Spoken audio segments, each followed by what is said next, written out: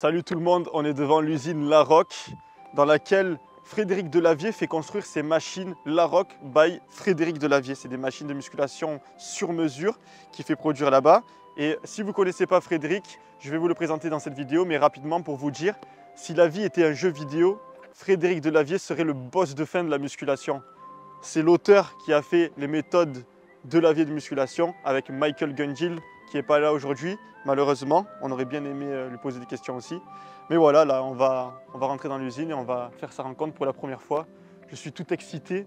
Et en tant que bon faillot, j'ai ramené tous les livres de Delavier et je vais lui demander de me faire un autographe sur chacun d'eux. Juste avant que la vidéo démarre, j'annonce la Black Friday sur solidmike.com, moins 20% sur toute la boutique, notamment les solides gommes avec lesquels j'ai fait une transformation impressionnante. C'est le cadeau parfait pour ton gym bro. D'ailleurs, c'est la dernière fois que je fais des réductions cette année sur les solides gommes. Donc si tu voulais en offrir à Noël, c'est le moment où jamais. Si tu débutes en musculation, tu as des programmes gratuits pour débutants sur mon site internet. N'hésite pas à te servir. Sur ce, je te laisse faire le plein d'idées philosophiques avec Frédéric Delavier. Les gars, dans cette vidéo, ça va beaucoup philosopher. C'est pour ça que j'ai arboré ma meilleure coupe de cheveux. Et surtout, je vous demande de participer en commentaire. On va beaucoup parler, il y aura peut-être des sujets sur lesquels vous n'êtes pas d'accord ou même d'accord. N'hésitez pas à rajouter votre petit grain de sel dans les commentaires. Sur ce, pas plus de blabla, la cloche, le like, on y va. C'est un système que j'avais dessiné. Eux ont rajouté la sécurité, voilà, tu comprends? Autre sens, voilà. Et après tu bloques latéralement, il y a un bloqueur pour éviter que ça tombe. Tu te mets comme ça là, hop, sur le banc, hop. Et là tu vas voir que d'une personne à l'autre, tu prends ta largeur, hop, tu descends, tu vois, tu fais ton coucher et hop, à ce moment-là, tu es arrêté là. Tu vois, moi, ma cage, elle ne touche pas. J'ai pas essayé. Pourtant, j'ai une cage qui est épaisse. Mais tu vois, j'ai des grands avant-bras. Est-ce que c'est seulement parce que l'amplitude est réduite qu'ils ont plus de force ou le fait d'avoir un buste cylindrique, ça donne plus de force? En général, un champion, il est fort parce que, un, il a des gros muscles, deux, il a une faible amplitude. Tu vois, c'est surtout ça. Je vais te la charger un peu. C'est surtout ça l'avantage. C'est-à-dire les champions ont des morphologies de champions. Il y avait un Tchétchène, d'ailleurs, qui est français aussi, qui est double nationalité, et qui était champion de... je l'ai vu arriver, il s'est entraîné sur le banc, il avait c'était un moins de 110 kilos. Le mec était costaud, tu vois. Voilà, tu vois. Il te reste, tu vois, tu ne touches pas la cage. Alors que le mec, quand il était comme ça, il touchait la cage. Tu vois. Par contre, ça se trouve, toi, tu touches. Putain, ça serait facile si le développé couché, il serait comme ça en amplitude maximale. Si tu avais une grosse cage et des avant-bras courts, tu pousserais 30 kilos de plus et tu dirais, ah merde, je suis super fort. Bah non, t'es pas plus fort, t'as surtout... Fred, j'ai des bras longs, moi? Bah oui, et t'as une cage qui n'est pas très épaisse. C'est pour ça qu'on est nul en développé couché. Par contre, je suis sûr que si tu le fais, tu veux essayer? Bah, du coup, t'es chaud qu'on commence les questions que m'ont posées les abonnés? Ouais, mais tu veux pas qu'on s'amuse à essayer de pousser un petit peu? Bah, on peut le faire en même temps, en fait. Ouais. Hein. Tu veux essayer? Allez. Bon, bah, du coup, ta première question, Fred, pour ceux qui ne te connaissent pas, est-ce que tu peux te présenter à la caméra? Bah, vous me connaissez, non? Bah, je pense qu'ils te connaissent. Bah, ils me connaissent. Mais ceux qui me suivent pour les micro-trottoirs, peut-être pas. Hein. Oui, je sais pas. Frédéric Delavier, je suis leader, je suis le numéro 1 mondial des livres de musculation et de biomécanique. Et biomécanique appliquée aussi au sport. Donc, par le nombre de ventes et aussi par la qualité. Donc, numéro 1 mondial. Je suis pris comme livre d'enseignement dans de nombreux pays. Comme la Chine, recommandé par l'État, comme la Chine, par les États, la Chine, la Corée, Taïwan, donc beaucoup en Asie. Bon, mais ils ont l'air d'avoir les États qui sont très regardants et qui ont choisi mes bouquins. Autrement Pologne, et puis bon, dans tous les stables, dans toutes les formations, je suis utilisé. C'est vrai. Donc, voilà. Quand j'ai passé mon BPGEPS, j'ai passé les 2 mentions. Le nécessaire pour entrer en formation, il fallait avoir méthode Delavier numéro 2 et Blandine anatomie du mouvement. Et vous n'aviez pas le guide du monde musculation, en général, c'est celui qui est demandé. Ah ouais? Non, nous on nous a dit le numéro 2. Ce qui est bien, c'est de faire des stops. D'ailleurs, c'est fait pour ça. Voilà. Essayez. Et toi, Fred, qu'est-ce qui t'a poussé, qu'est-ce qui t'a motivé à devenir l'auteur numéro 1 des livres de musculation? Bah, il fallait que je trouve. Ça m'intéressait à la muscu, je connaissais le sport, la natte. Et j'ai vu qu'il y avait pas, la concurrence était médiocre et qu'il y avait quelque chose à faire pour pouvoir être le numéro 1 mondial. Je me suis dit, il faut que je perce aux États-Unis. Donc, allez, je parle pas anglais, donc je l'ai fait de la France. Donc, j'ai rencontré un éditeur, j'avais bossé au monde du muscle, donc je connaissais le mouvement, le milieu. Et après, on a commencé à. Je faisais déjà des fiches techniques qui marchaient bien, qui étaient appréciées. Et puis on les a réunis, puis on a fait un bouquin. Puis après, le bouquin, il a évolué sur les années pour arriver à faire le guide du monde de musculation qui est maintenant. Puis après, le travail avec Gun Deal, avec tous les programmes. Voilà. Il me semble que tu as fait une école où tu as vu des gorilles disséqués, c'est ça? Non, j'ai étudié aux Beaux-Arts à les cours de Debord pendant 9 ans, qui était un spécialiste de l'anatomie. Lui, il appelait ça la morphologie. Donc c'était vraiment, mais pas adapté au sport, hein, c'était un prof des beaux-arts, mais qui était de loin le meilleur au monde dans la connaissance du système locomoteur, tu vois, puisque c'est lié au dessin, donc il apprenait ça à ses élèves, et il avait deux cours magistraux de 2 heures, ça fait 4 heures par semaine, et on... Ah oui, merde, c'est pour descendre ou monter. Moi aussi, je l'ai fait tout à l'heure. Voilà, et à ce moment-là, j'allais à ces cours et on étudiait le corps humain, en passant des muscles des mains jusqu'aux muscles des pieds, en passant par tout le reste, le cou, la mâchoire. Et c'était vraiment un homme extraordinaire. D'ailleurs, ça doit être encore le meilleur au monde. Je crois qu'il n'est pas mort, il est encore vivant. Il n'enseigne plus, mais on ne l'a jamais dépassé, quoi. J'avais un copain qui était prof de dissection, prof de médecine, prof de dissection, donc j'ai fait ses cours après. Ça va être lourd pour moi de te mettre derrière parce que je suis fatigué. Ouais, il est derrière. De toute façon, tu me la reprends si j'y arrive pas. D'accord? Ouais, j'ai les bras longs, donc normalement, en soulevé de terre, je suis bon.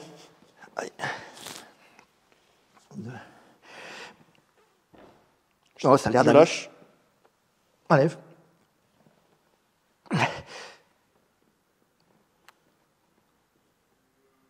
Tiens, je te fatigue, hein. C'était pour tester.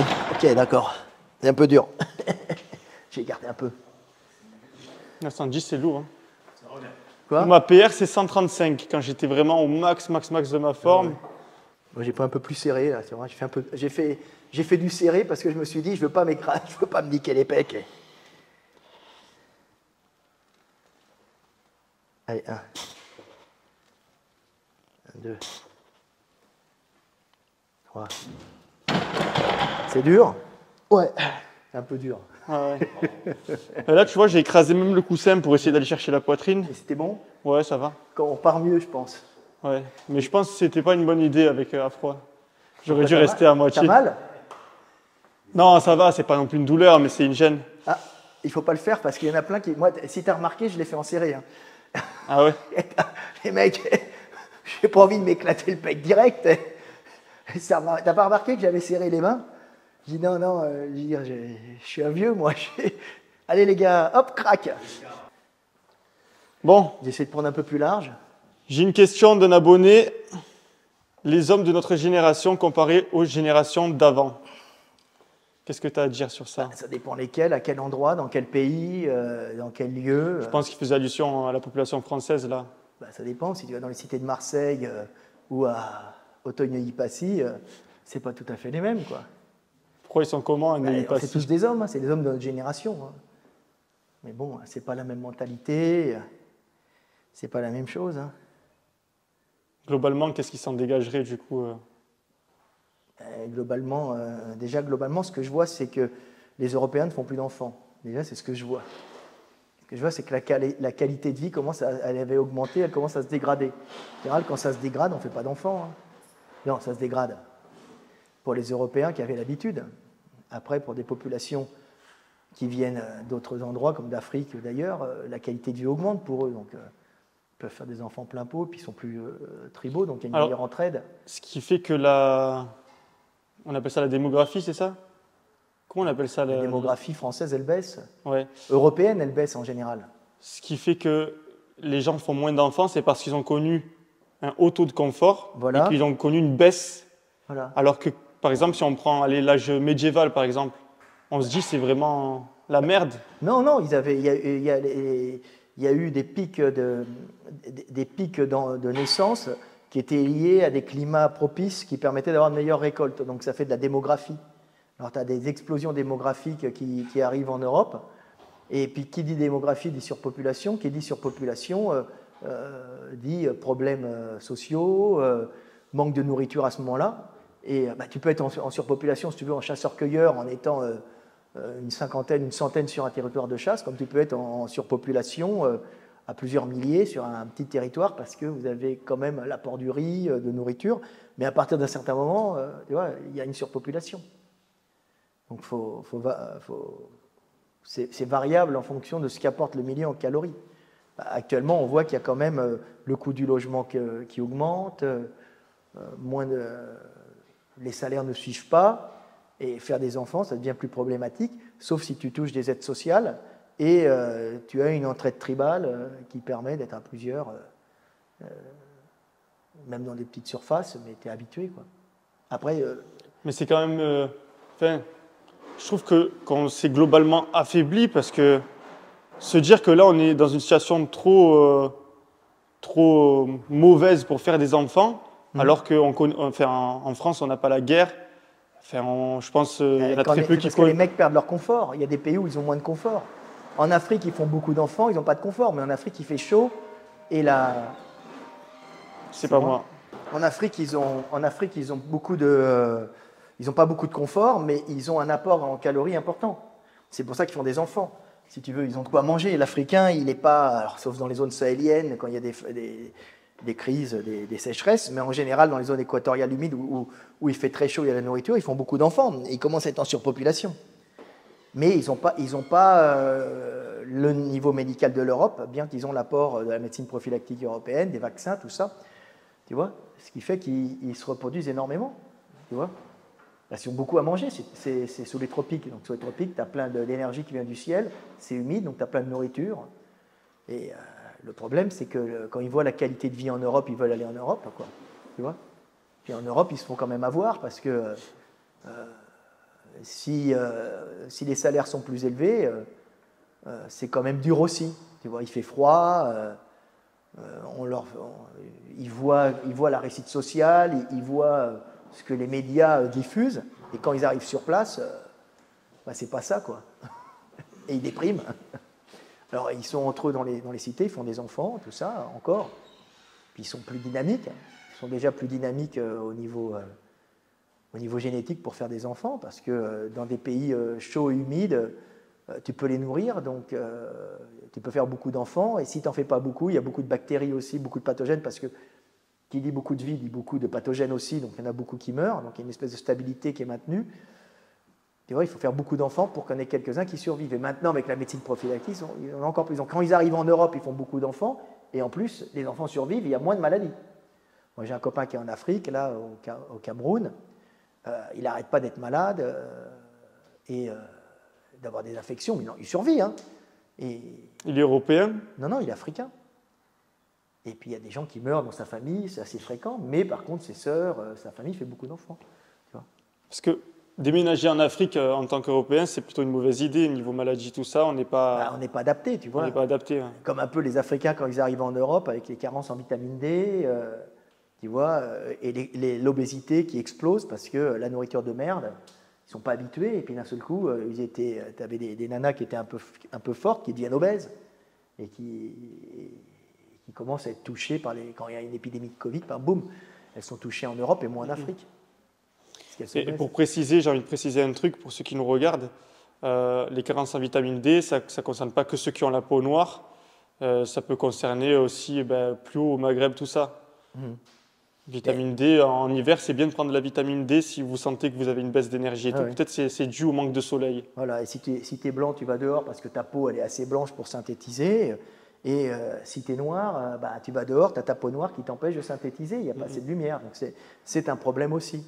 Tu vois, c'est le problème des noirs. Ouais. Juste, je vais préciser un truc parce que peut-être qu'ils ne vont pas tout comprendre. Pour ceux qui ont la peau blanche, en fait, le fait d'avoir la peau blanche permet de mieux synthétiser la lumière du soleil et avoir de la vitamine D. peut-être que pas tout le monde le sait, c'est ce que disait Fred quand il dit que ceux qui ont la peau noire, finalement, ben, ils ont du mal à synthétiser parce qu'ils absorbent moins bien les rayons du soleil. Ils sont protégés contre les forts rayons de soleil. Voilà. Et bon, après, tu trouves de la vitamine D dans des aliments gras, tout ça, mais c'est pas évident non plus, tu vois. Donc d'ailleurs, si les Européens ont blanchi, c'est parce qu'il y avait moins de lumière, donc, mais ils pouvaient rester basanés, il n'y avait pas de problème, un peu basanés, pas trop, mais un peu. Le gros problème du manque de vitamine D, c'est surtout pour les femmes à un certain niveau, parce qu'elles doivent se fixer le calcium, et la vitamine D aide à fixer le calcium, si tu veux. Et comme elles font beaucoup d'enfants au néolithique, elles se sont mis à faire beaucoup d'enfants avec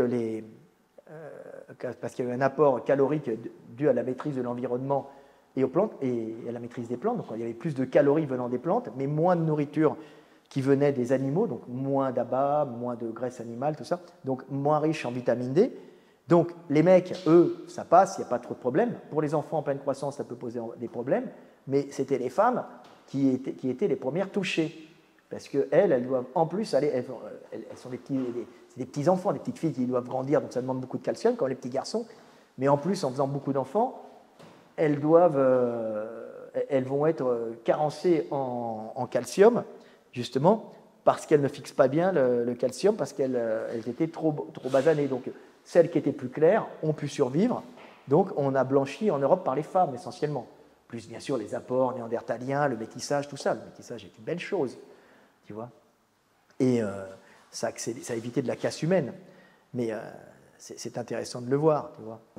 Donc ça active ton système immunitaire aussi. Une carence en vitamine D va générer des problèmes de calcification, de manque de calcification, de manque de fixation calcium, surtout pour les femmes et les enfants en pleine croissance, mais aussi une baisse du système immunitaire. Et du coup, est-ce que boire du lait de vache, c'est bien pour le développement, la croissance osseuse? C'est bien pour le calcium, boire du lait de vache, tu vois. Et il y a des peuples qui sont habitués. On peut se procurer du calcium sans passer par le lait de vache, par exemple? Ça va quand même être dur, tu vois, dans notre alimentation industrielle. Donc le lait de vache, c'est quand même quelque chose d'important, tu vois. Alors, tout le monde ne le digère pas, tu vois. C'est un problème. Et il y a des peuples qui sont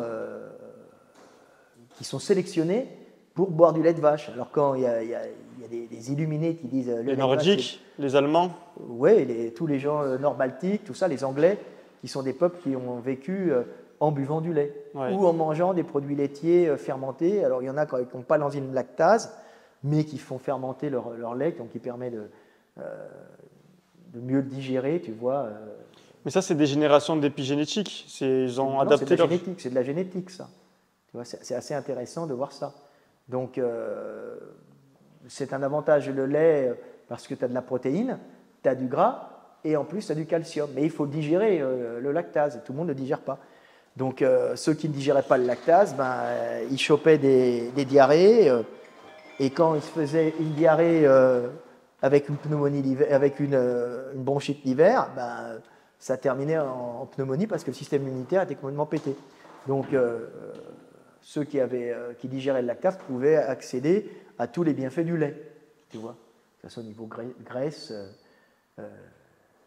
et est-ce que la taille... au niveau lactose, au niveau des sucres, de tout ce qu'il y a dans le lait, quoi. La taille, elle était impactée par le... Alors, la taille a été impactée par le lait, c'est-à-dire que quand tu as un apport riche en calcium et en protéines et en graisse comme le lait, les entiers qui buvaient, qui réchauffaient, même il y a des peuples qui étaient uniquement sur le fromage, à ce moment-là, ces gens-là non plus de carence alimentaire, si tu veux, de carence en calcium.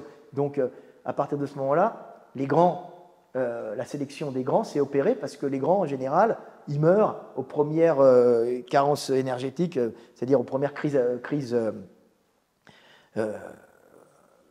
caloriques du milieu. Donc, il suffit d'avoir une famine, et puis tous les grands, ils partent en premier, il reste que les petits un peu gras, tu vois. Là, comme il y avait du lait, il y a eu une espèce de constante dans l'apport calorique qui fait qu'il n'y a pas eu de sélection sur les petits et pas d'élimination des grands. Donc tu as des grands peuples avec des gars qui sont sélectionnés pour pousser en longueur, tu vois, parce qu'un mec qui pousse trop en longueur, s'il n'a pas de calcium, il va faire du rachitisme et il va avoir de gros problèmes de santé, tu vois. Donc, à partir du moment où tu as un apport constant en calcium et tu as l'enzyme lactase, en calcium et en nutriments, en gras au lait, hein, en graisse, en sucre, en tout ce que tu veux, et en protéines, à ce moment-là, tu n'as plus de sélection qui élimine les grands, et tu te trouves avec des peuples plus grands. Et puis les grands, c'est sympa, quand ils sont grands, ils peuvent donner un coup de pied aux petits et dire moi, c'est moi qui prends la femme. Tu vois. Donc c'est aussi un avantage. D'ailleurs, il y a une question il y avait une question d'un abonné qui disait qu'il était petite taille et il voulait une phrase de motivation ou quelque chose, un avantage. Quel avantage ont les petites tailles pour le motiver? Dans les tranchées, tu ne reçois pas une balle dans la tête. Tu vois, ça, c'est un avantage énorme. Et puis, un petit, qu'est-ce qu'il a comme le petit? Je pense qu'il faisait allusion en musculation, peut-être. Et s'il a des bras courts et des jambes courtes, il va être bon en squat et bon en coucher. C'est un avantage d'être petit. Tu vois, c'est bien. Et puis même, c'est vrai qu'à la guerre, finalement, il vaut mieux être petite taille, une petite cible mobile, avec une arme lourde. Et voilà. Et en cas de crise, en parachutiste, c'est pas mal. Tu risques moins de te casser les membres.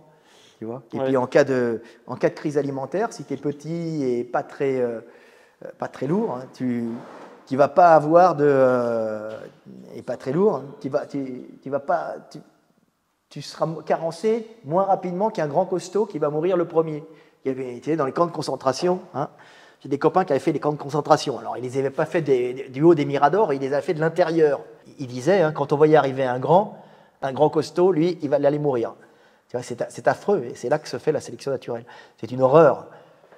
Tu vois, des copains, j'en ai deux. J'avais deux copains. J'en ai un qui avait fait Auschwitz. Alors, comme je dis pas des miradors, il était dans le camp, lui. C'était un Ashkénaze, haltérophile, très sympa d'ailleurs. Il a été international. Et j'en avais un autre qui a fait les camps russes. Donc, c'est la même merde, de toute façon. On est dans la merde. Les Russes, c'était le goulag, c'est ça? Voilà. C'était un Hongrois. Allez, 1, 2. Est-ce que je suis bien placé? Ouais. Merci.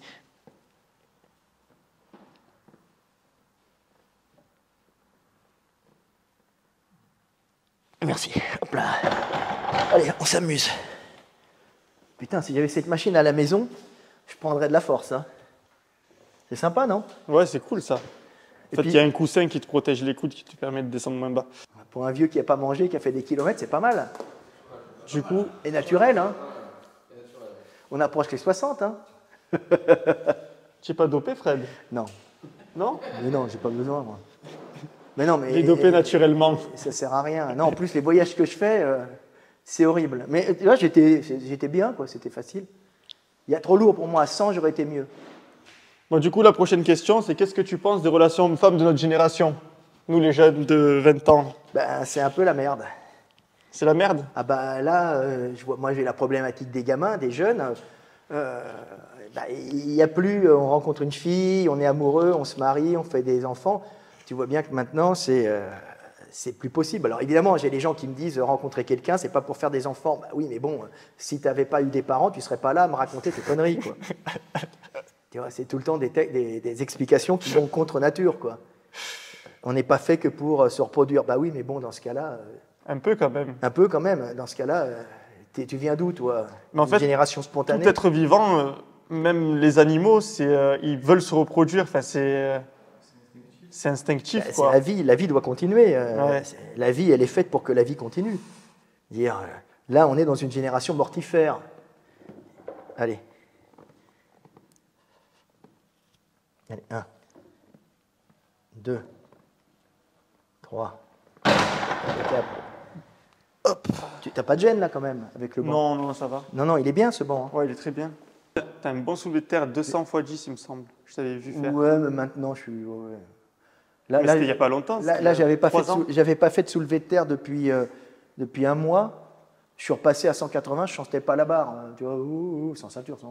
Bon, quand je repasse à première série à 180 sans la barre, c'est que je suis à 210 par 5. Sans la barre, sans la ceinture. Tu vois. Donc j'étais content. Donc, je sais que quand je fais une reprise à 180, comme ça, sans sentir la barre, c'est que la montée, si je la reprends et je suis pénible, je sais que la montée ne sera pas forcément bonne derrière.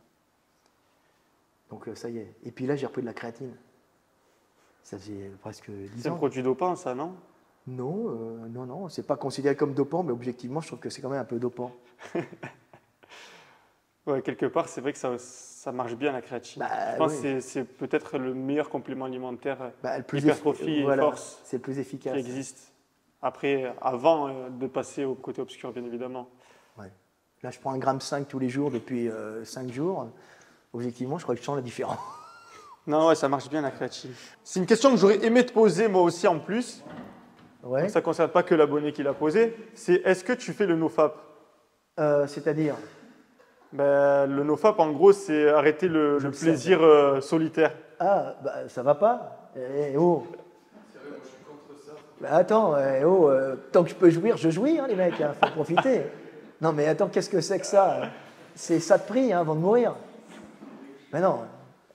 Tu ne penses pas que ça peut aider quelqu'un à se concentrer Attends, ça c'est un truc à la mode.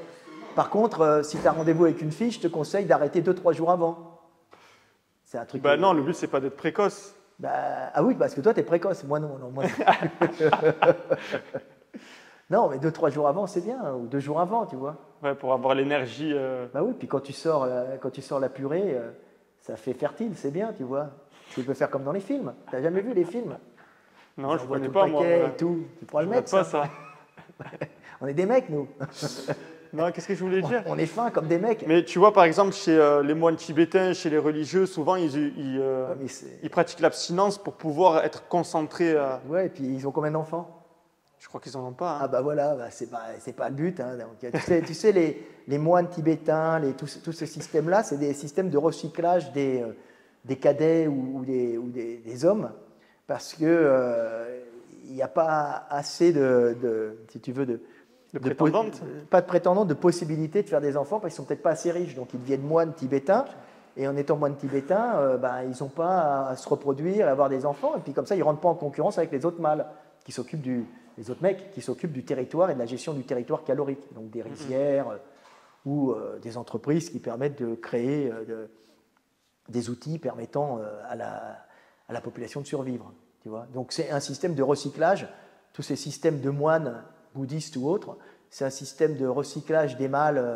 En général, c'est des cadets, mais en Europe, c'est des cadets, mais chez eux, c'est des mâles, pour éviter la concurrence entre les mecs qui ne pourraient pas avoir lors de l'héritage le territoire pour faire vivre la communauté, tu vois, l'exploitation. Donc on les met chez les moines, ils trouvent un plaisir dans l'abstinence et dans le contact avec Dieu, c'est-à-dire avec eux-mêmes en vérité, et ils s'éloignent des femmes, et comme ça, ils ont plus ce manque qui pourrait les pousser à aller agresser le voisin, à aller tuer son frère pour lui reprendre la rizière de papa, tu vois, ou aller voler des commerçants sur la route. Tu vois. Donc il est moine, il est cool. C'est des systèmes comme ça. Le système du moine, c'est pour recycler des mecs, tu vois, et pour éviter d'en faire des gangsters ou des types qui vont créer des problèmes dans la société. Alors c'est un peu dur quand je dis ça, mais c'est la réalité, et puis c'est très bien. Puis d'un autre côté, ils peuvent faire des belles enluminures s'ils sont en Europe, ils peuvent réfléchir au sens de la vie, et puis des fois trouver des trucs très intéressants sur Dieu et sur la spiritualité. Mais bon, dans l'ensemble, la spiritualité, tu peux aussi la trouver en arpentant le monde et en te reproduisant, et avec le contact avec, si tu es un homme, avec les femmes, tu vois, puisque être en contact avec une femme, c'est aussi être en contact avec Dieu, quelque part. Être en contact avec Dieu, c'est pas qu'avec toi-même dans la méditation, c'est aussi avec les autres. Tu vois.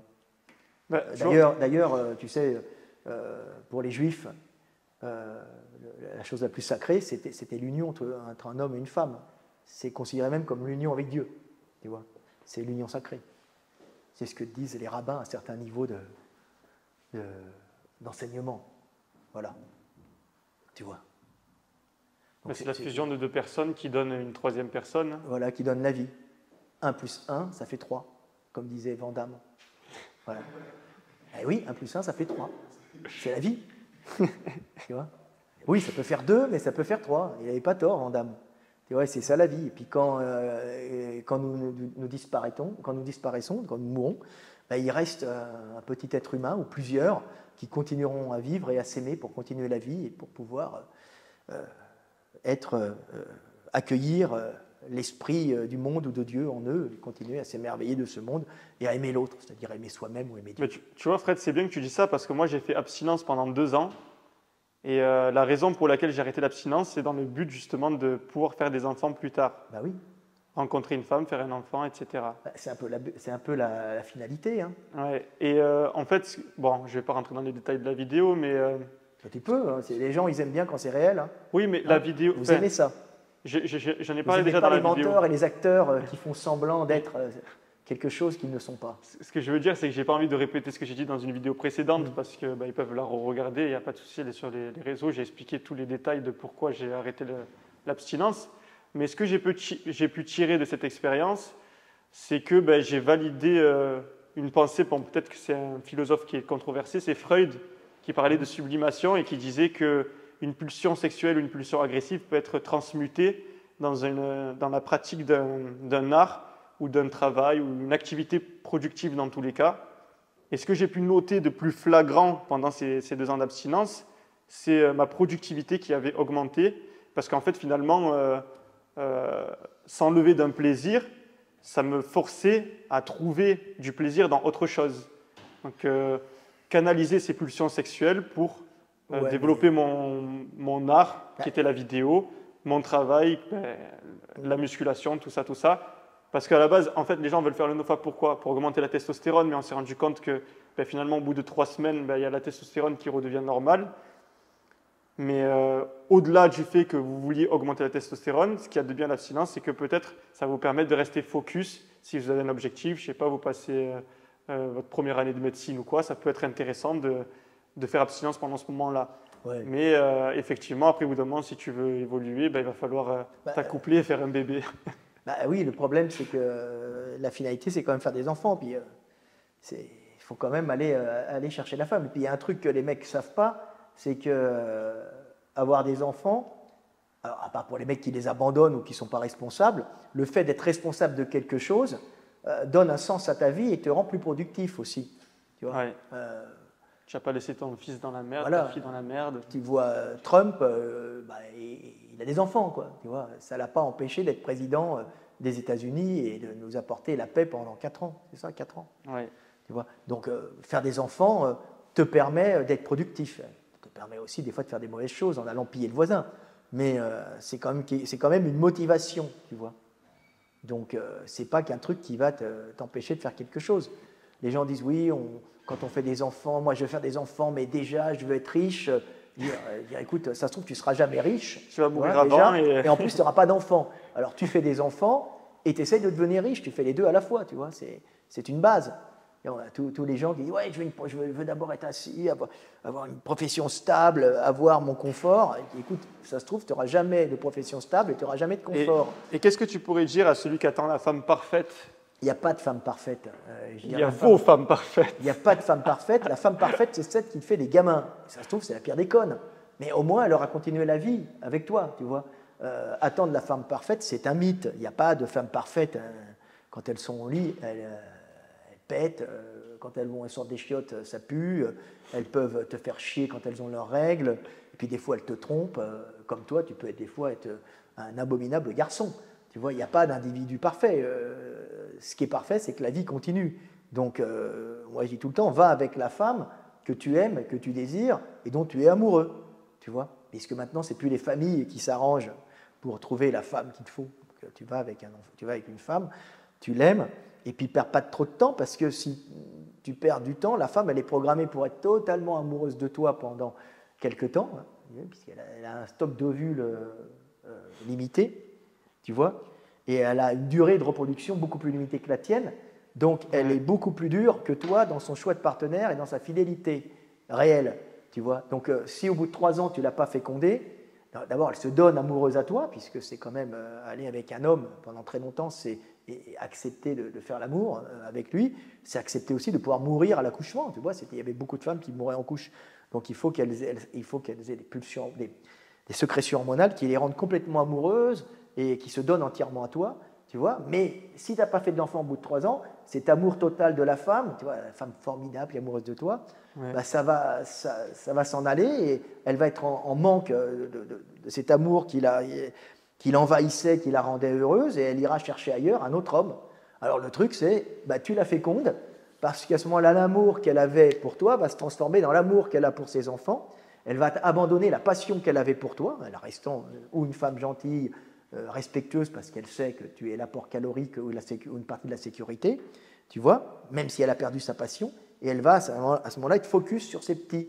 Et à ce moment-là, elle va donner cet amour à ses petits, qui sont en vérité des décharges hormonales qu'elle reçoit par la caresse, par même les molécules odoriférantes, les phéromones des enfants. C'est tout un ensemble hein, qui fait qu'elle est attachée à ses enfants et qu'elle va avoir ce plaisir d'être avec des petits, tu vois, et de les éduquer jusqu'au jour où ils seront grands. Et ça permet au couple de se solidifier parce qu'autrement, il y a de grandes chances qu'elle se barre au bout de 3 ans, 3 ans et demi, 4 ans, parce que tu ne l'auras pas fécondé à temps. Et ce n'est pas parce qu'elle est méchante, c'est parce que sa durée de survie. L'horloge biologique est en train de tourner. Quoi? L'horloge biologique tourne. Et l'horloge biologique tourne, et elle est stérile avant toi. Tu vois, ouais. Donc, il faut la comprendre. Nous, on peut jusqu'à 60 ans. Voilà. Tu sais, c'est la phrase « elle m'a quitté, je lui ai tout donné ben, ». C'est normal. Tu peux nous la refaire « elle m'a quitté, je lui ai tout donné ». Elle m'a quitté, je lui ai tout donné. Ben, et je dis tout le temps « c'est normal ». T'avais qu'à la féconder, et puis dis-toi que celui avec qui elle est allée, il donne beaucoup moins que toi par rapport à ce qu'il a, mais c'est beaucoup plus que toi ce que tu lui donnes. Final, il est beaucoup plus puissant, beaucoup plus puissant que toi. Donc, tu vois, c'est ça. C'est le famoso l'amour dure 3 ans. Ouais, c'est ça. Et je veux pas qu'on m'aime pour mon argent. Tu veux qu'on t'aime pourquoi? Bon, l'important, c'est de continuer la vie. Il faut soit un gros compte en banque, soit un gros bangala. Ouais, voilà. Ou soit tu as beaucoup d'énergie et beaucoup de volonté et de désir de bouffer le monde qu'elle ressent, et elle se dira, ben, si je vais avec lui, inconsciemment, elle le ressent, et elle dit, ben, parce que ma descendance sera aussi énergique que lui. C'est d'ailleurs pour ça que beaucoup confondent méchanceté et ambition. Ouais. Parce que le mec, si il a le cran d'aller draguer, ben, on a l'impression que c'est un bad boy, tout ça, alors que non, il est juste ambitieux finalement. Oui, voilà. Il porte ses couilles, quoi. Voilà, porter ses couilles en allant à la conquête des femmes, ça sera la même énergie que tu iras pour trouver un job ou pour le créer. Ouais. Tu vois. Donc c'est très très important. Aller voir les filles, c'est très important. Tu vois. Ouais, faut pas attendre que le ciel te tombe sur la tête, il faut y être aller. Capable d'aller chercher l'énergie, être capable d'aller voir les filles. C'est la même chose. Ben, tu vois, par exemple... Attends, je me concentre un peu. Ouais, vas-y, je te laisse ta série. Allez, à 3. Tu me la mets un peu plus à droite, là. Ouais, là, c'est bon, là. Ouais, les bagues, elles sont... Ouais. 1, 2, 3.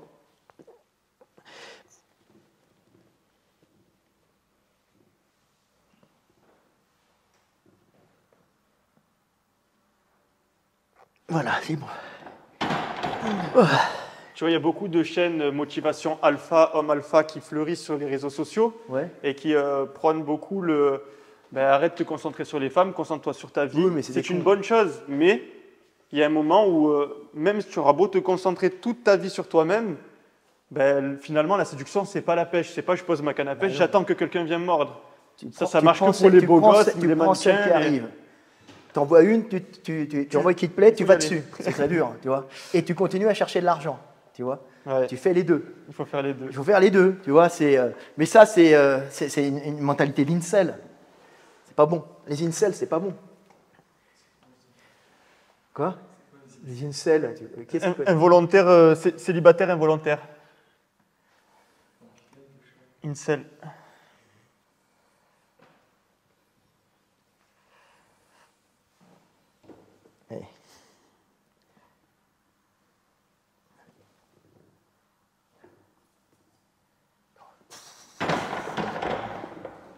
Ouais. Et ça y est, je commence à m'y habituer au truc. Au banc, ouais. Ouais, au banc. Du coup, attendre que les femmes viennent, ça va marcher que pour quelqu'un de vraiment exceptionnel, exceptionnellement beau, exceptionnellement riche. Ou... Moi, par exemple, en général, je me place quelque part. Et comme j'ai une certaine aura, un certain charisme. Alors le charisme, c'est pas quelque chose qui n'est pas définissable. J'ai un statut dans la société et je suis relativement viril et encore fort pour mon âge. Donc ça plaît. Et puis quand on m'entend parler, on voit que je suis intelligent. Bon, il n'y a que les Égyptiens qui vont dire que je suis bête, mais bon, ils n'ont rien fait de leur vie. Je veux dire, tu vois bien, on est dans une usine, on crée des trucs qui partent au Moyen-Orient. T'as pensé à faire un combat de boxe Quoi? Non, parce que c'est le moyen de monétiser le truc, tu vois. Bah non, parce Tu qu'il fais un est plus combat faible. contre Thomas Durand. Il est plus faible, il est plus faible, donc c'est ridicule. De toute façon, et s'il est plus fort, ça serait ridicule pour moi aussi. Donc de toute façon, les Ça serait bien, les duels, c'est stupide. par exemple, Jérôme Le Bonheur, il vient, il te coach en boxe anglaise. Lui, c'est une autre star de la boxe. Et puis, vous réglez ça sur un ring. Et ouais, mais bon. vous prenez un chèque de 1 million chacun. Oui, et puis que je perde ou je gagne, c'est pas grave, j'ai encaissé. Tu vois. Voilà. Oui, c'est juste pour faire du buzz. Non, si t'aimes pas un mec, je sais pas, tu attaques en procès ou tu lui dégommes ça la gueule par derrière. Je veux dire, la bagarre, la guerre, ça n'a jamais été quelque chose d'honorable. Je veux dire, écraser un adversaire, c'est écraser un adversaire. C'est tout. Après, moi, je vais jamais chercher les gens.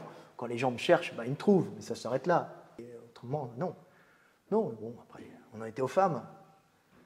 Non, oui, après, il y a des techniques. Mais je pense qu'en fait, pour moi, ça reste de la probabilité.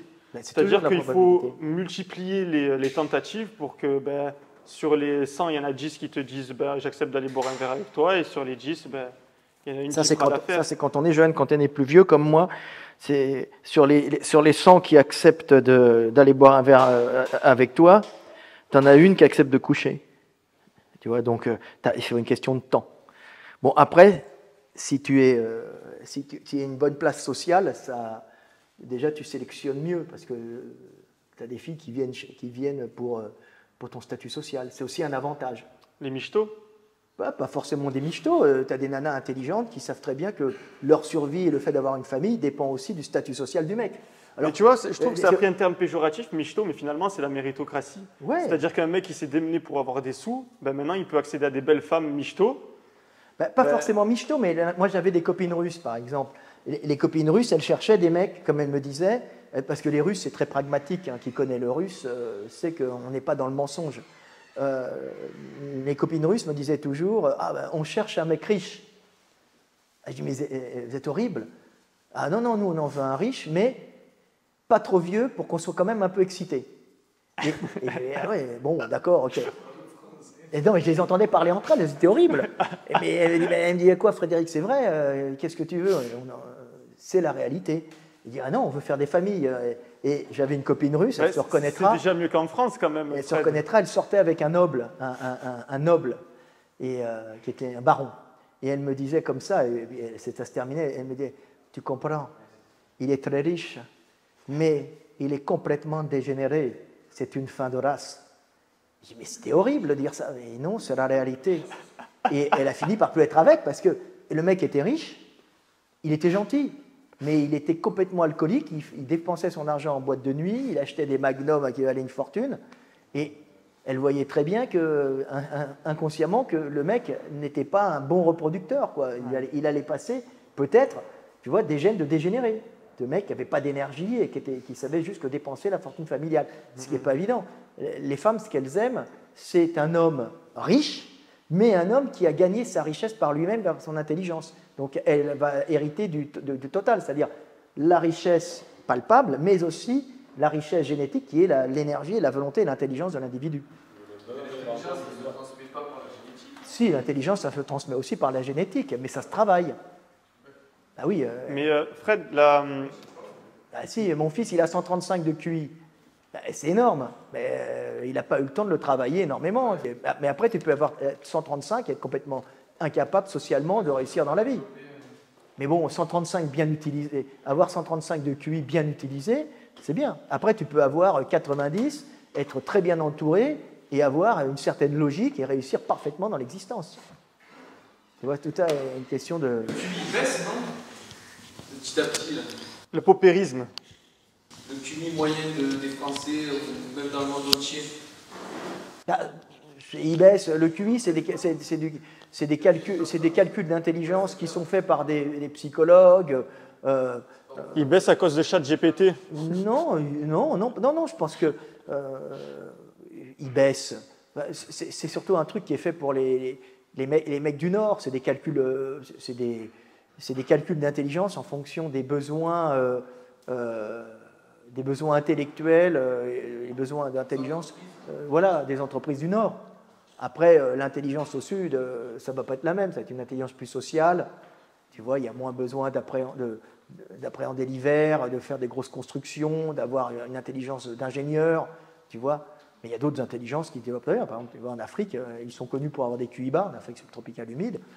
Ceci dit, c'est les meilleurs en translation, en traduction, dans le monde entier. En traduction, je ne parle pas de traduction littéraire, je parle en traduction instantanée, c'est des mecs qui sont capables d'apprendre toutes les langues.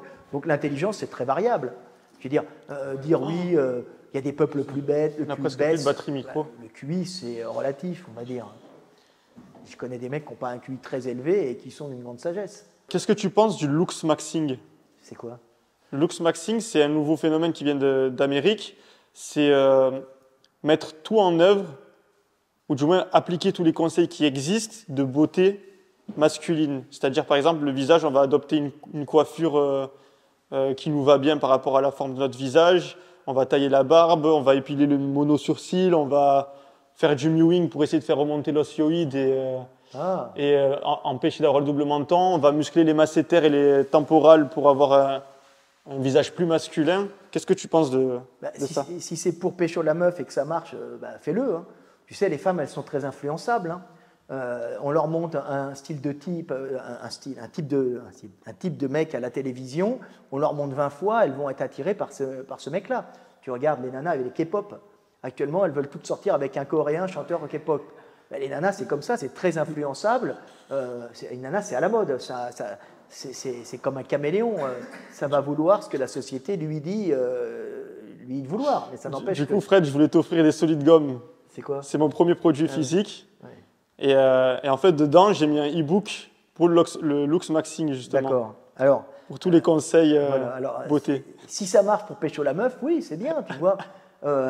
Tu peux le faire, en sachant que du jour au lendemain, les nanas, elles vont aimer les mecs qui puent, avec un style de Hells Angel, parlant grossièrement, parce qu'on leur a montré des héros à la télévision, et on leur a dit que c'était génial, et des rockstars qui puaient, qui étaient barbus, crasseux, et qui se comportaient comme des goujats. Les femmes, c'est très influençable. Alors, c'est pas influençable parce que c'est des connasses, hein, attention. C'est influençable parce que c'est une grande qualité. C'est-à-dire que les femmes, elles sont à la mode. Les garçons, ils ne sont pas à la mode. Tu vois, les garçons, on leur vend de la concurrence. C'est-à-dire, on leur vend la voiture qui va le plus vite, la chaussure de basket la plus efficace pour sauter, la raquette de tennis la mieux tendue, je ne sais pas, la moto qui va le plus vite. C'est de la concurrence entre les mecs. Ouais, la compétition. Voilà, les nanas, on leur vend la mode, c'est-à-dire être dans le moule, hein, être comme tout le monde. C'est normal parce que c'est elles qui, traditionnellement et biologiquement, quittent leur famille pour adopter la famille de l'homme. Pour adopter la famille de l'homme ou la communauté de l'homme. Donc elles sont obligées par cela d'avoir les nanas qui font le moins de vagues et qui adoptent le plus rapidement les nouvelles tendances. C'est elles qui survivront, qui transmettront mieux leur gène, parce qu'elles feront moins de conflits dans leur nouveau groupe et elles pourront élever leurs petits et permettre aux petits d'être viables et de ne pas être des nanas rejetées à côté dans le cul qui vont se retrouver des filles mères toutes seules, tu vois, ou qu'on ne voudra pas baiser, parce qu'elles sont chiantes. Donc elles sont obligatoirement à la mode, et elles sont obligatoirement impersonnelles, et c'est une grande qualité. Alors que le mec, lui, il reste chez son papa et sa maman pour avoir le territoire calorique, hein, et c'est lui qui va gérer l'outil de production. Hein, que ce soit les champs ou la forge, je ne sais pas moi, ou le moulin, et outils de production et outils technologiques, qui est fondamental à la survie du groupe. Donc on ne peut pas l'éloigner de son terrain. Pareil pour les chasseurs-cueilleurs. Le mec, il reste sur son territoire de chasse parce que c'est lui qui connaît tous les endroits pour avoir les animaux et pour pouvoir amener de l'énergie à son groupe. Par contre, la nana, tu peux la donner à un autre groupe de mecs qui passe, on fait des alliances, comme ça on ne va pas se faire des guerres pour le territoire de chasse, et elle ira chez le nouveau groupe de chasseurs-cueilleurs où elle va à ce moment-là pondre et faire des bébés et adopter les nouvelles us et coutumes du coin. Tu vois, c'est classique. Moi j'avais des copains qui étaient indiens d'Amazonie, c'était le responsable je l'avais rencontré en boîte de nuit, ils boivent beaucoup tout ça, des indiens d'Amazonie, des indiens de Maripasoula, je crois qu'ils étaient. Viens chez nous, parce que j'étais allé chez eux, j'avais fait de la jungle déjà, et viens chez nous. On a l'antenne satellite, il n'y avait pas Internet à l'époque, hein. On a l'antenne satellite, on a toutes les chaînes, c'est génial, on a les frigos, on est rempli de bière, tu pourras boire comme tu veux, et on ira chasser, on te passera des femmes. Tu vois, la femme est un objet qui passe à l'ami, tu vois, à l'ami. Alors quand tu as un gauchiste qui vient de dire les peuples premiers, tout ça, il dit mais tu as déjà vécu avec des peuples premiers? Puis les femmes, elles ne sont pas contre là-bas. Hein, on donne un homme de qualité, comme moi, des femmes. Donc moi, les chefs d'Indiens d'Amazonie, amérindiens, voulaient me donner des femmes parce qu'ils appréciaient ma franchise et ma gentillesse. J'y suis pas allé, j'aime plus trop prendre l'avion, et puis c'est loin, mais j'avais fait ma jeunesse un peu en forêt, et j'ai trouvé ça super sympa, et c'est pas un mépris des femmes, c'est simplement... Non, même pas, parce qu'eux, ils ont leurs femmes, mais quand il y en a des jeunes, ils passent Il y a justement une question d'un abonné. Attends. Quand il y a des jeunes, ils essaient de lui trouver un mec bien, tu vois. Je profite de rebondir. La question, c'est comment faire accepter à sa femme une deuxième femme. Ben, ça va être très dur. Tu la mets devant le fait accompli. Voilà. Je te présente. Tu ne vas pas discuter avec. Tu en as deux, si tu peux, parce que deux femmes, c'est 2 fois plus de problèmes. Hein. C'est ça. C'est comme disait Bob Marley, no woman, no cry. Alors, on peut le prendre dans les deux sens. Pas de femme, pas de pleurs. ou femme ne pleure pas. Ouais, c'est vrai, c'est vrai. Il faut que ce soit 2 meilleures amies et qu'elles soient bi. Tu deviens musulman et tu as 2 femmes, tu vois. Mais bon, c'est aussi 2 problèmes. C'est des femmes qui ne peuvent pas s'entendre, tu vois. Ou si tu es en Europe où c'est très mal pris et tu ne peux pas t'en empêcher, ben, tu t'occupes des 2 femmes, tu payes pour les 2 et tu t'occupes des enfants parce que l'essentiel, c'est quand même, c'est pas baiser les femmes, hein, c'est l'apport qu'elles te donnent en tendresse, en gentillesse ou en possibilité de te reproduire, tu vois. C'est tout le temps être responsable de ses femmes et de ses enfants. Autrement, tu es un sale con, tu vois. Donc responsable de la vie qui vient, tu vois. Alors moi, je suis pas polygame, hein, je suis trop paresseux pour être polygame et c'est très dur. Ben, c'est très dur. Hein. C'est pas dur pour baiser, c'est dur à supporter des femmes qui vont te faire chier. Parce que les femmes, c'est très dur à supporter aussi. Il y en a des très sympas, mais globalement, c'est aussi insupportable à supporter une femme que pour une femme un homme, croyez-moi. Ça va dans les 2 sens. Hein. Donc, voilà. Bon, ben, du coup, ça, c'est mon produit. Ça permet de muscler la mâchoire. Pour muscler la mâchoire et pas se bousiller les dents, tu le mets quand tu dors. Non, pour pas t'user les dents. Comme ça, tu te réveilles pas de lendemain matin. C'est quoi dedans? Des gommes? Ouais, il faut commencer par le niveau 1 plutôt. Et ça se mange ou pas? En fait, non, ça se mâche, ça se met sur les molaires de chaque côté de façon symétrique. Et ça se mâche légèrement pour muscler les masséters et les muscles temporales. Le masséter et le temporal, c'est des muscles hypertrophiables. Ouais, comme les ptérygoïdiens. Hein. Parce qu'il faut savoir que tu n'as pas que le masséter et le temporal. Tu as à l'intérieur de la mâchoire le ptérygoïdien qui est bien aussi gros et massif que le masséter. Tu vois, et ça, c'est que les mecs, ils oublient que tu as le ptérygoïdien. Mais bon, il est à l'intérieur. Donc, oui. Excellent si tu fais des sports de combat pour pas te déboîter la mâchoire. Ça, c'est dans ton livre. Non, pour les sports de combat, ça doit être pas mal. Hein, c'est surtout des trucs pour éviter de se débloquer la mâchoire. Mais Gundil, il a des espèces de dentiers qui serrent. Ah, ben ça, c'est pour le powerlift. J'en ai fait produire, je les reçois lundi. Ouais, et je vais les mettre à la vente très bientôt. Là. Il faut que tu peux les faire plus ou moins épais, plus ou moins durs. Ouais, c'est ça. Ben là, je les ai fait beaucoup plus. J'ai fait un bracelet aussi de sécurité pour les mecs qui font des malaises à la salle. Tu sais qu'ils forcent et ils tombent. On ne sait jamais. Donc j'ai mis un bracelet de sécurité autour. C'est marrant ça. C'est bien réfléchi. Ouais. Est-ce qu'on a intérêt à se masculiniser un maximum? Ça veut dire quoi? Arborer tous les critères masculins. Et... non, tu as intérêt à être toi-même et aller chercher toi-même ton énergie et arriver à récupérer de l'argent et puis récupérer des femmes. C'est le but. Et puis avoir masculinisé, ça veut dire quoi? C'est sûr que si tu es dans une cité et que tu as l'air complètement efféminé et d'une victime, tu vas terminer en victime. Après, il faut essayer de ne pas avoir l'air d'une victime pour ne pas terminer en victime parce que les méchants, ils attaquent ceux qui ont des looks de victimes en général. C'est plus facile, tu vois. Ouais. C'est juste quand j'étais au collège, personnellement, j'étais le plus petit taille, le plus léger. Du coup, je mettais des survêtements Lacoste. Ah ouais. Ouais, ça marchait. Hein. Ah ouais. Ouais, et puis les mecs, ils friment. Quand tu les entends parler, ils peuvent mentir. Moi, j'ai fait ci, moi, j'ai fait ça. Puis, attends, ils n'ont rien fait, hein, bien sûr. Tu vois. Puis alors, quand toi, tu leur dis que tu as fait des trucs, ils te traitent de menteur. Alors, c'est ça, c'est le problème, tu vois. Moi, je sais que j'ai des mecs qui me détestaient parce que moi, j'ai fait ça. C'est un mytho. Je dis non, c'est vrai. Mais moi, je ne suis pas menteur. Mais c'est très dur parce que tu le dis d'une façon très simple. Tu as l'histoire des Indiens, par exemple, les mecs, non, mais moi, j'ai l'histoire des Indiens, je te la raconte, si tu veux. Puis moi, j'étais en jungle aussi. Pour toi, quelle est la meilleure morphologie pour pratiquer du MMA?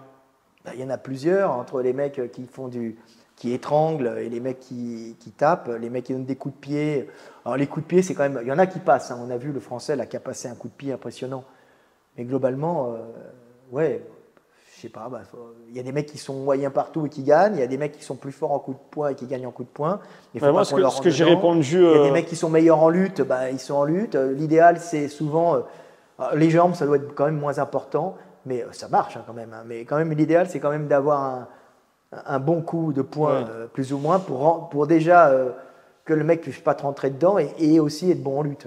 Souvent, c'est ça. Ce que j'avais répondu, moi, à cette question, c'était on a intérêt à faire l'auto-analyse de notre morphologie, savoir sur quel mouvement on va exceller et sur lesquels on va être un peu moins bon, pour justement essayer de rectifier le tir en travaillant nos points faibles et aussi essayer de vraiment être efficace contre l'adversaire en bossant efficacement sur nos points forts et les utiliser à bon escient. Toujours comme ça, hein. Pendant le combat. Tu travailles à fond tes points forts pour les rendre encore plus efficaces et tu essaies de combler tes points faibles quand ils sont pour pas avoir de failles. Pour essayer de limiter, pour limiter les failles, mais tu auras toujours une faille. Si tu ne sais pas donner de high kick, visiblement tu n'en donneras jamais, tu vois. En général, c'est ça, quoi. Et après, il y a aussi le côté psycho, parce que tu vois, par exemple, je suis pas quelqu'un de violent, mais j'ai un super flying knees, tu sais, le genou sauté. Ah oui. Je sais que je le placerai jamais parce que je me dis, si je place ça à quelqu'un à l'entraînement, je risque de lui faire de gros dégâts. Ouais. Mais pourtant, c'est un de mes points forts et je peux pas l'utiliser et je souhaite pas faire de compétition, donc je l'utiliserai sans doute jamais. Oui, puis les mecs, ils peuvent parer ça en compétition aussi. Ils sont bons quand même, ils sont rapides, les gars. C'est fort, hein. Un champion de MMA. Ils sont souvent bons. Maintenant, ils sont souvent bons partout. Tu vois, avec un super point fort. Ça commence à devenir un très beau sport parce que niveau technique, là, ça commence à être, ça ressemble vraiment à quelque chose. Ah bah oui, il y a quand même des mecs qui ont un sacré niveau, tu vois. Puis quelle perception de l'espace. Il y a aussi la perception de l'espace, tout le monde ne l'a pas. La perception de l'espace, il faut voir ça aussi. Hein. Intelligence spatiale, intelligence kinesthésique, ils ont tout. Bah oui, perception du milieu et perception de ton corps dans l'espace et capacité de proprioception. De proprioception et capacité de te retrouver en bonne position sans être étourdi. Tu vois, il y a des mecs qui peuvent faire un saut périlleux et se retrouver sur leurs pattes sans avoir de problème d'équilibre. Puis il y en a d'autres qui ne peuvent pas. Puis ça ne vient pas que de la volonté, ça vient de l'oreille interne, de la viscosité du liquide de l'oreille interne, de la... Tu sais, j'ai remarqué que quand je tourne une seule fois sur moi-même, si je le fais rapidement, j'ai déjà la tête qui tourne. Bah oui, tu sais que tu ne pourras pas tourner deux fois. Ouais. Ça vient de ton oreille interne. Et tu auras beau le travailler, ça va être très dur. Ouais. Alors que moi, j'ai connu des nanas, des danseuses, je peux te dire qu'elles faisaient des trucs, je ne comprenais pas parce qu'elles le faisaient 20 fois de suite. Elles retombaient sur leurs pattes et puis c'était... Tu étais là, tu dis, mais attends, moi je fais ça, le premier truc, déjà, je ne sais même plus où je suis. C'est assez... ça, tout le monde n'est pas égal, alors surtout moi, tu vois, là-dessus, je suis très très rapide. J'ai une très bonne perception du milieu, des dangers et tout, une très bonne observation, une très bonne analyse rapide. Par contre, j'ai pas une bonne récupération de mon corps dans l'espace, tu vois, j'ai des problèmes d'oreille interne. Enfin, c'est des problèmes, ça va, hein. L'année dernière, tu vois, je me suis vraiment entraîné à la Gundy, là.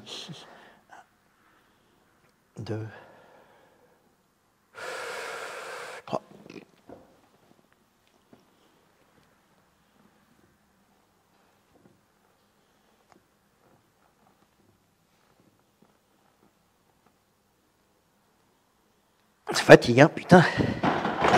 Oh, faut dire que j'ai rien bouffé de la journée, un morceau de pain et un verre de prot. Et de l'huile d'olive. Non, un verre de pain, un morceau de pain et un verre de prot. C'est passé.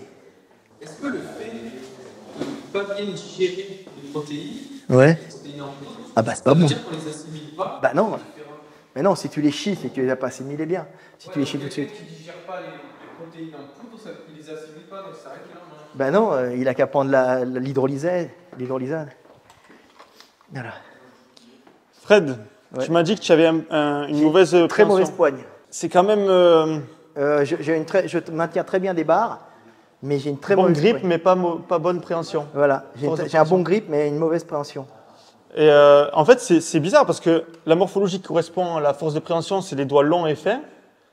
Et on aurait tendance à penser justement que c'est des doigts courts puisqu'ils ont Non, non, non. Mais non, c'est qu'ils peuvent choper. La force de levier, elle est plus... Moi, j'ai des petits doigts et moi, j'ai pas de force dans le bout des doigts. Ouais. Mais je sais que c'est récurrent. Souvent, les gens qui ont des grandes mains, ils ont une meilleure force de préhension que ceux qui ont des petites mains. Mais pourtant, on a vu, par exemple, pour le développé couché, on aura plus de force quand on a des petits bras, enfin, des bras courts, plutôt que des bras longs. Ouais. Et là, c'est l'inverse qui se passe. C'est peut-être parce que l'amplitude... Ça vient du volume des avant-bras aussi. Moi, ça vient pas du volume réellement des avant-bras, ça vient du fait que j'ai les doigts courts et que j'ai pas beaucoup de force en bout de doigt.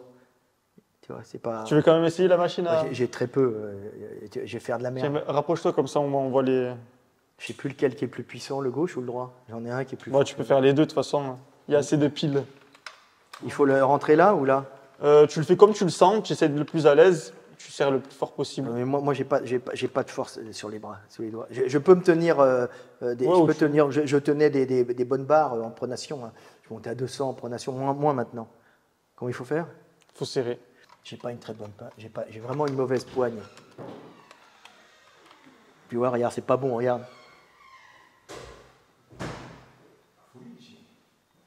50. C'est mauvais, tu vois, j'ai vraiment pas de poigne. Par contre, je tiens. C'est la moyenne, 50. Hein. Ouais, là, j'ai encore moins. Et pourtant, ici, je tiens, mais j'ai la main qui lâche pas. Mais non, mais c'est pas ça, c'est que j'ai pas un bon levier. J'ai un collègue qui nous a tous battus, il a fait 49,3. T'as fini? Je vais tenter 120 pour voir. Ouais. Moi, je vais pas les tenter. Hein. Non? C'est vrai que je profite qu'il y a le coussin comme ça, là. Quoi? On a fait le coucher? Ouais, une petite, mais au moins je l'ai fait, quoi. Bonjour, monsieur, pardon. Bonjour. Je sais pas si vous étiez en off ou pas.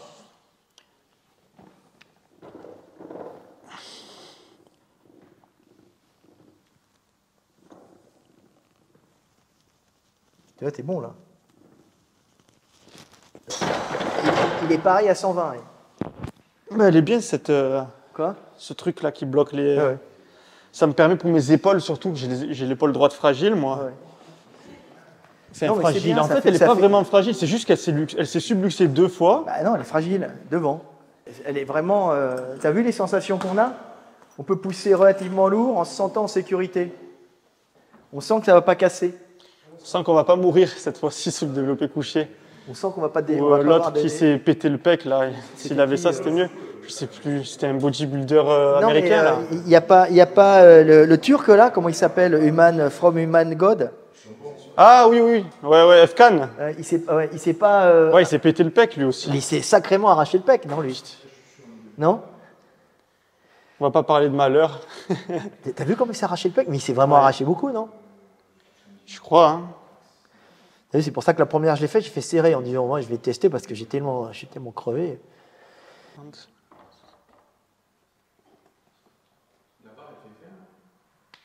Ouais, je crois qu'elle fait 20. Hein. Non, mais moi, j'y vais relax. Allô? Ouais, je suis encore en tournage, là. J'en ai encore pour un bon moment. Ben, une bonne heure. Ben, on discute. On fait la vidéo. Là derrière, tu vas m'aider. Hein. Je crevais. Allez. C'est bon pour moi. Allez, ça va. Je l'écrase complètement. Va. Bon, la prochaine question, elle est légère. C'est pourquoi les cheveux longs? Parce que j'ai la flemme d'aller chez le coiffeur. Non, c'est pas pour ça. Ah non, c'est pour ça. Ah oui. C'est pour ça. Et puis, ils vont dans tous les sens. Il faudrait que je me coiffe, toi, à fond. Puis j'ai commencé avec mon fils avant le Covid. On a fait un concours, celui qui aurait les cheveux le plus longs, celui qui aurait le coiffeur, chez le coiffeur le premier a perdu.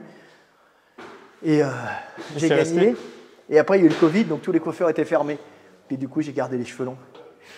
J'ai rien bouffé, mais bon. Alors, justement, en parlant de nourriture, est-ce qu'on doit manger selon nos origines?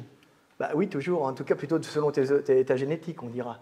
En rigolant, on dit tu dois bouffer comme mangeaient tes grands-parents. On va dire tu dois bouffer comme ta génétique. Et le problème, c'est que on ne sait pas exactement ce que tu digères pas, c'est avec le temps. Bon, après, si tu vis dans une société homogène où il n'y a pas eu beaucoup de métissage, tu sais que tu as intérêt à bouffer comme tes grands-parents. Maintenant, si tu as un papa africain et une maman du nord de la France, bon, bah, tu ne sais pas, est-ce que tu as hérité? Soit tu as de la chance et tu peux tout manger, soit tu n'as pas de chance et non, parce que c'est 50-50, quoi.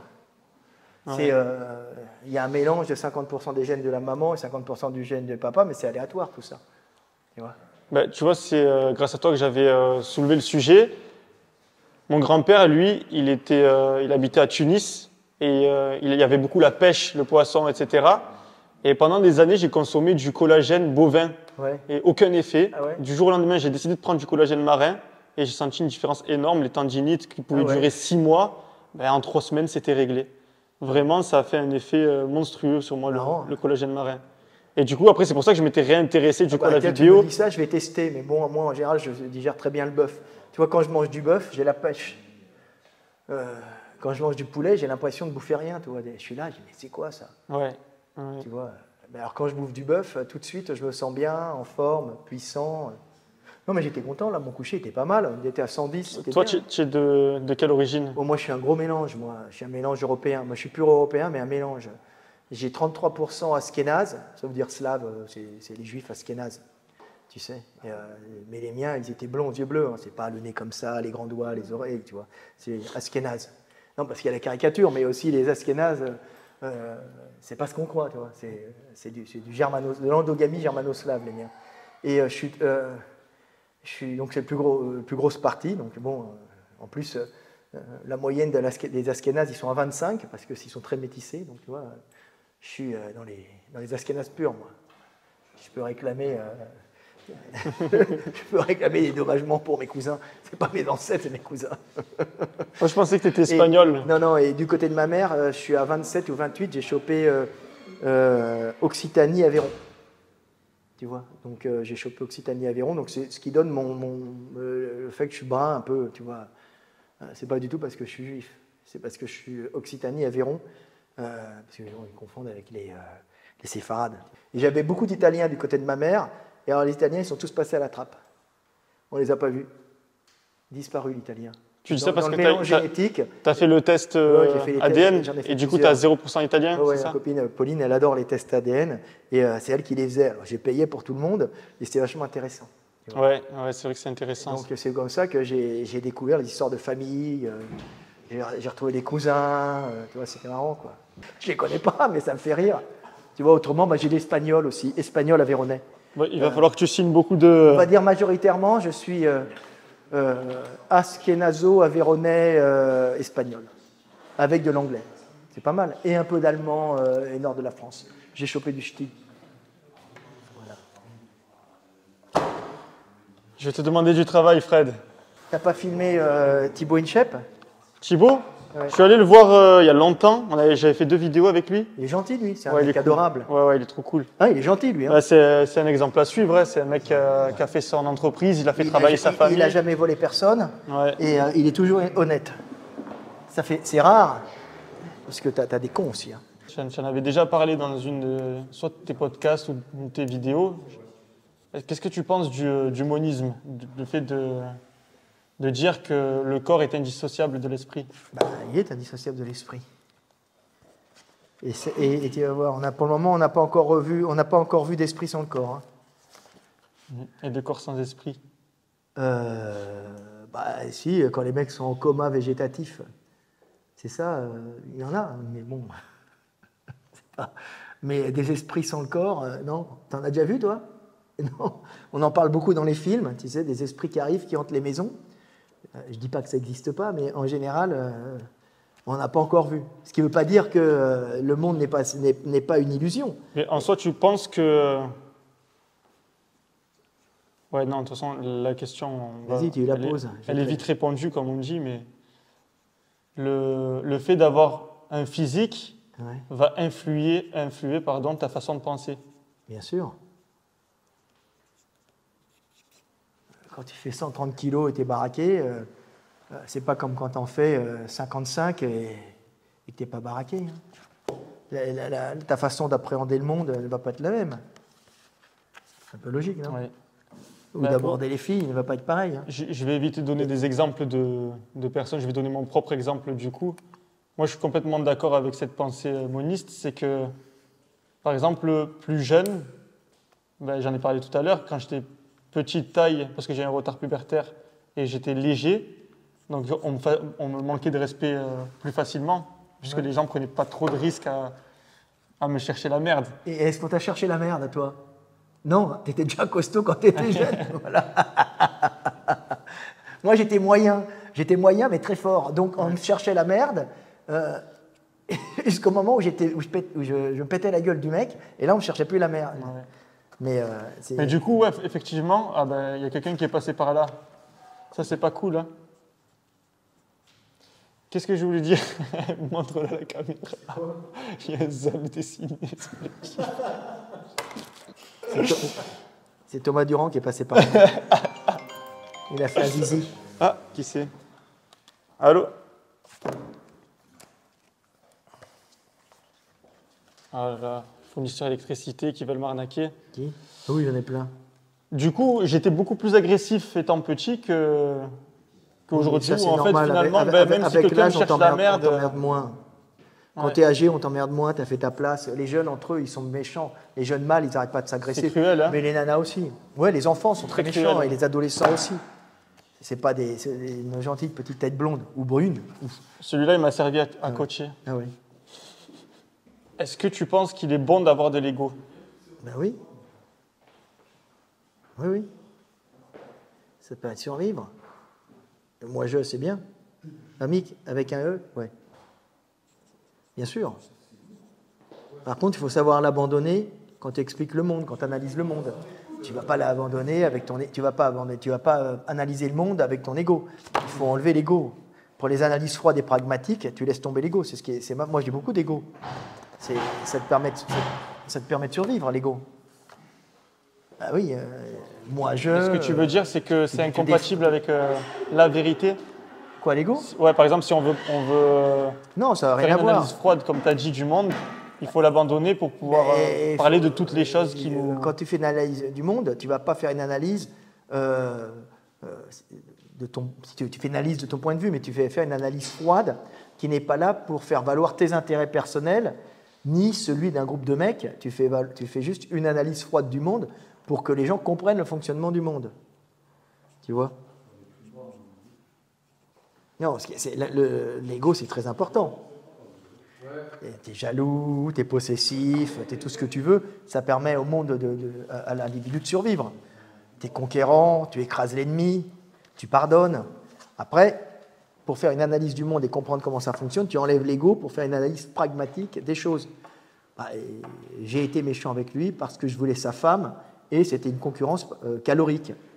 L'ego te dira, c'est un sale con, je ne peux pas le sentir, il est comme ci, il est comme ça. Non, c'est toi qui veux sa femme et c'est toi qui veux son appartement ou son job. Tu vois? Mais l'ego te poussera à trouver des justifications à tes actions, bonnes ou mauvaises. Alors qu'en vérité, si tu analyses bien le monde, il est fait uniquement de récupération énergétique. Je prends l'énergie pour survivre, pour vivre, et je la redonne pour transmettre la vie et aider mon groupe avant de mourir, tu vois. Mais sans l'ego, on se ferait chier. J'ai mis un C'est E. vrai que c'est plus spectaculaire. Quoi? Quand il y a de l'ego, c'est plus spectaculaire, ne serait-ce que dans les combats. On préfère quand les mecs ils se trash-talk, ils se vendent comme étant les meilleurs. Ah ouais. Et là, une photo avec les Goumzids. Ça, c'est une photo de nous trois. Ouais. Une dédicace aux Goumzids. C'est quand t'écris ça? G-O-U-M. O. G-O-U. C'est quoi? Je mets quoi? A, O, A, U, O, X, Goumzid. G, G-O-U. M-Z. M, Z, I. I, D. E. S. S. On se connaît depuis petit. Ah ouais, c'est bien. Pas de trahison encore? Non. C'est non. bien. C'est 50, je crois, la moyenne. Tu vois, je suis 50, moi. Tiens, passe pour voir. J'ai réussi en plus haut. Mais moi, je suis vraiment mauvais à ça. Par contre, j'ai un bon grip. Ça n'a rien à voir. En fait, c'est de l'endurance, le grip, finalement. Pas forcé, parce que c'est la résistance. Moi, ça s'ouvre pas de là. C'est ici que j'ai pas. Ici, je suis très fort. Et le problème, sous ces trucs, je suis mauvais. Il faut le prendre en bout de doigt. Tu prends où, toi? Faudrait une. Je ne saurais pas t'expliquer, je la prends, je suis plus à l'aise. Hein. tu vois, je putain, je suis monté à 47, c'est minable. Tu vois. Et l'autre, regarde. L'autre, je suis monté à 51,8. Minable. Ouais, mais c'est cette main qui lâche jamais. Et cette main ne lâche pas. Cette main, elle lâche. T'as vu? Cette main lâche toujours. Celle-là ne lâche jamais et pourtant elle est moins forte. Tu penses quoi de la phrase « l'argent ne fait pas le bonheur » ? Ben, quand t'en as, c'est mieux. Hein. C'est tout. Hein. Après, tu peux être très malheureux avec de l'argent, mais bon, ça te permet quand même de bien bouffer et de ne pas calculer. Quand tu vas au resto, ça va, tu vas au resto. Quand tu fais tes courses, tu ne vas pas regarder le prix des pâtes. Comme dirait un célèbre poète, « argent ne fait pas le bonheur, bonheur ne remplit pas l'assiette ». Ben ouais, bon après, il n'y a pas que ça. Hein. T'aimes bien cette phrase ? Après, tu regardes, ils sont malheureux, les mecs au Moyen-Orient, des fois, les Saoudiens. Les mecs, il est triste parce que le mec, il a un yacht plus grand que lui. Bon. Puis quand son voisin, il a 2 Ferrari de plus que lui, il s'en achète une 3e, il est tout le temps merde, satisfait. ça coule ce truc. Il est tout le temps satisfait, bah oui. Oh putain. Voilà. Les autres, il faut les faire sécher. Ah, on va souffler. Voilà. Moi, je pense qu'avec la... T'as vu la faiblesse de poigne que j'ai? J'ai pas de poigne, moi. Hein. J'ai jamais eu de poigne. Mais oui, mais par contre, je tiens les barres. J'ai jamais eu de problème de prise de barre, ni de problème de prise de traction. C'est le plus important. Hein. Je vais te dire. Au final, ça sert à quoi de faire ça? À rien. En bras de fer, ça sert à rien. Ben, apparemment, si tu serres fort la main au moment de l'impact en boxe, la transmission de force, elle est meilleure. Ouais, mais bon, t'es pas non plus obligé. Faudrait faire le même truc avec soit une balle, soit un cylindre. Au lieu que ce soit... Moi j'ai une explication rationnelle pourquoi je suis assez fort à ça. Quand j'étais jeune, en fait, un jour j'ai pété la poignée de ma porte, de ma chambre, et en fait la porte elle restait tout le temps coincée. Et en fait, j'ai jamais changé la poignée. À chaque fois, Ah non, mais moi je suis pas mauvais en pronation supination. Et du coup, ça m'a Non, mais c'est pas les mêmes muscles du coup. C'est pas les mêmes muscles. C'est comme moi je suis bon en flexion d'avant-bras. C'est encore différent. Moi, j'ai fait 2 ans de nofap en fait, surtout. Moi C'est je ça suis faible en. Ça va mieux, mais je suis faible en extension. D'accord. Mais tout le monde en fait est plus faible en extension, Ouais, mais- il me semble, qu'en flexion. Moi en flexion, je suis très fort.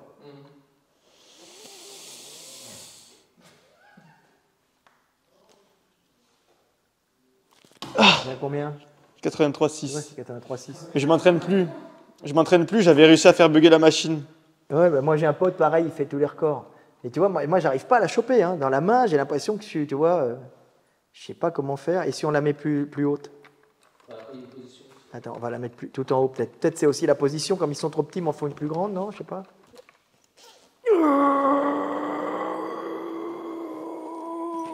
Là, ça dépasse pas, tu vois, 51. Et l'autre?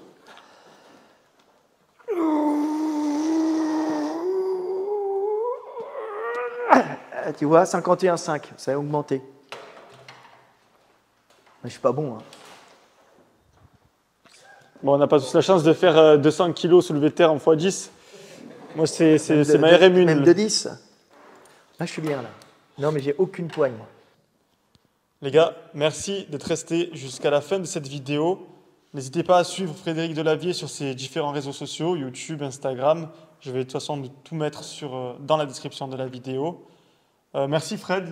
De rien. Merci beaucoup. Ça faisait un moment moi, que je voulais te rencontrer. Tu as vu que tous les sujets que tu as abordés, pratiquement, je les connaissais parce que je regarde vraiment tes vidéos. Et en tout cas, c'est un honneur pour moi d'avoir fait cette vidéo avec toi aujourd'hui. N'hésitez pas à vous abonner à la chaîne YouTube, Voilà. à mettre la petite cloche, le gros like pour le soutien gratuit. Voilà. Vous avez tous mes produits et mes programmes sportifs en description. Compléments alimentaires, c'est pareil. Sur ce, la fête est déjà finie. Reste solide et la vie sera pour toi un film de cuisse. Voilà. Peace. Et NoFap pour tout le monde. Jusqu'à demain. Et NoFap pour tout le monde. Allez brancher les filles, c'est ça? Mais ouais, il faut.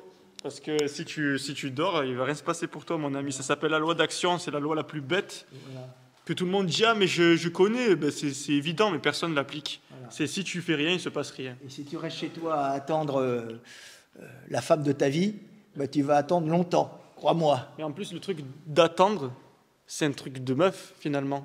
Attendre le prince charmant. Ouais, et puis, c'est pas un truc de mec. utilise les réseaux sociaux Pour baiser.